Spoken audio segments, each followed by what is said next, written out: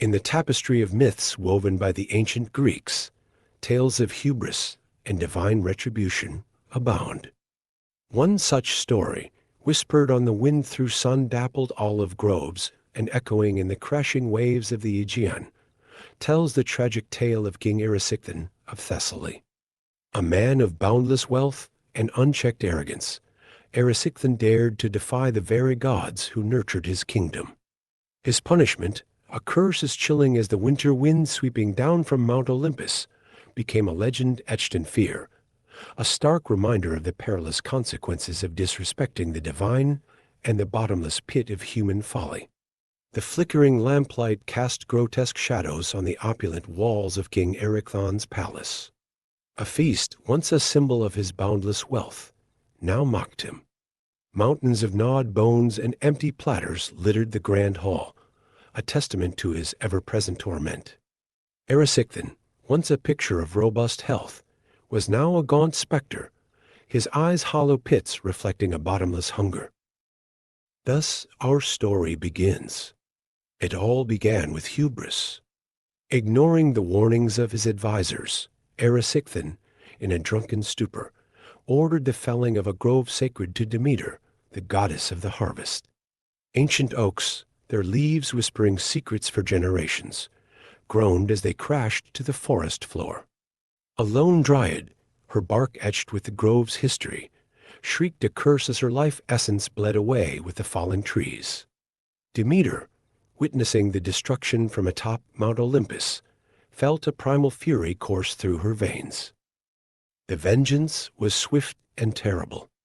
Limos, the embodiment of insatiable hunger, descended upon Erysichthon. A cold tendril of emptiness snaked its way into his stomach, coiling tighter with every morsel he devoured. At first, Erysichthon scoffed, demanding more extravagant feasts. But the hunger, a ravenous beast, grew with each passing hour.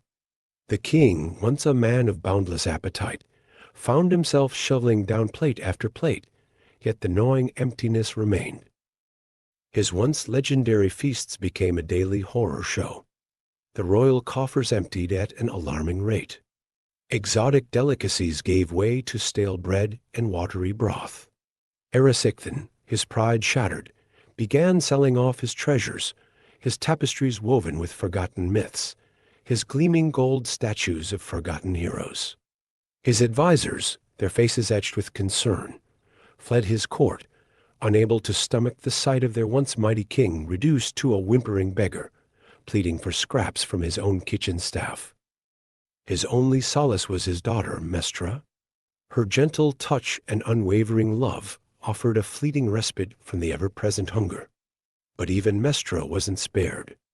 With a heavy heart, Erysichthon, driven by the insatiable beast within, bartered her away for a shipload of grain. Mestra, however, was not one to surrender to despair. In her servitude, she caught the eye of Poseidon, the sea god, who saw the glint of defiance in her tear-filled eyes. Touched by her plight, he bestowed upon her the power to shapeshift. One night, she transformed into a sleek bird, soared free, and found her way back to her father. Using her newfound ability, she procured enough food to buy her temporary freedom. But the cycle continued, a cruel dance between love and desperation. One day, Mestra, exhausted and heartbroken, realized she couldn't save her father. With a final tearful embrace, she vanished, leaving Erysichthon utterly alone. The once proud king, now a skeletal husk, found himself on the streets, begging for scraps. His pleas, once ignored, now elicited only pitying glances. In the end, driven mad by the gnawing emptiness within, Erysichthon began to gnaw at his own flesh. He died a slow, agonizing death, a cautionary tale whispered on the wind, a grim reminder of the wrath of the gods and the bottomless pit of human folly.